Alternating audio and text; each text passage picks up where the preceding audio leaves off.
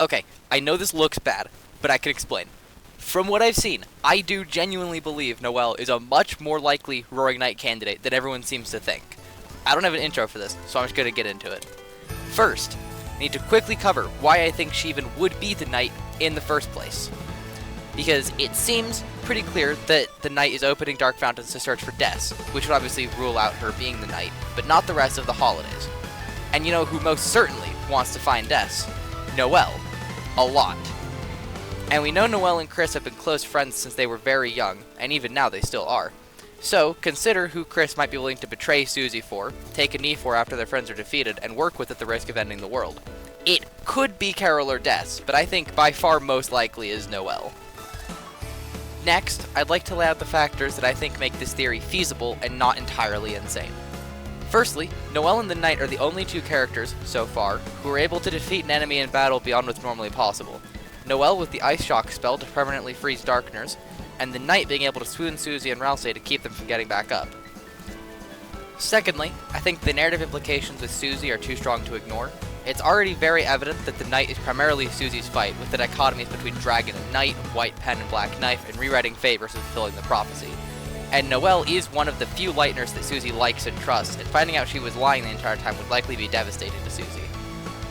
Third is where this starts to get a bit strange. I'm going to try my best to make it make sense.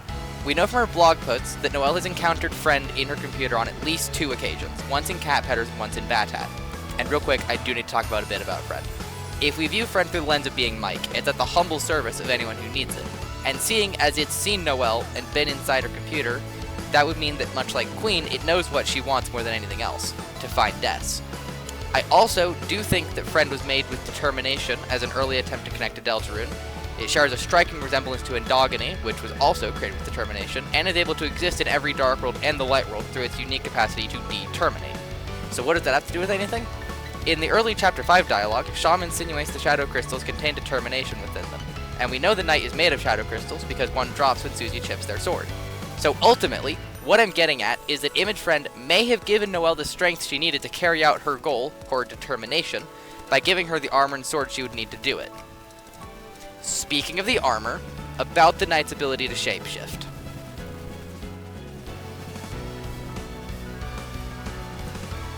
To round things off, there's more miscellaneous points that don't really fit better anywhere else, so they're here now.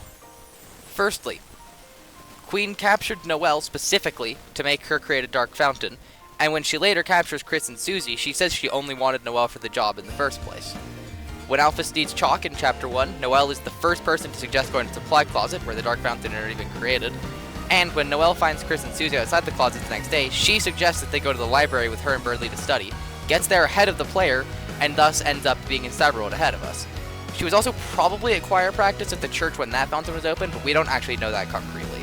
So, the prophecy says the angel's heaven needs to be banished in order to stop the roaring, and Noelle has the strongest and most blatant association with both angels and heaven, in evoking the image of crucifixion at the end of Chapter 2, and being explicitly referred to as angel by Spamton and the Addisons.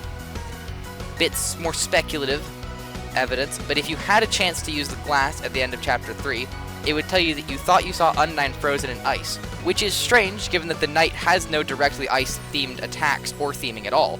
But there is someone with the ability to freeze people solid, and that's, of course, Noelle.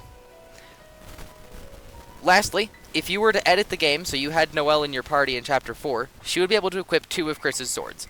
First is the Jingle Blade, obtained by taking her candy cane pencil from her bedroom, which in the Dark World is described to be a jousting lance. And yes, lances are often portrayed in media as having the candy cane-like scrolls on the blade, and it is her pencil to begin with. But jousting lances were specifically used by soldiers and knights.